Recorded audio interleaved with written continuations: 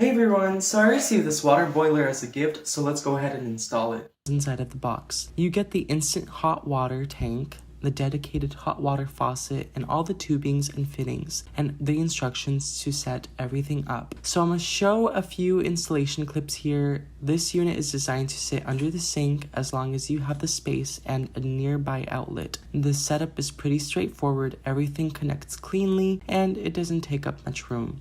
Once it's installed, you can set your exact temperature on the digital display. It heats the water pretty fast, so you're not standing around waiting. And here's the best part, instant hot water right from the faucet. No kettle, no microwave, just hot water on demand. This is super useful for tea and coffee, instant meals, baby formula, or even quick kitchen cleanup. Overall, it works exactly as intended. The water heats quickly, the temperature control is precise, and having instant hot water on demand is honestly really convenient. If this fits your setup, it'll do exactly what it's designed to do.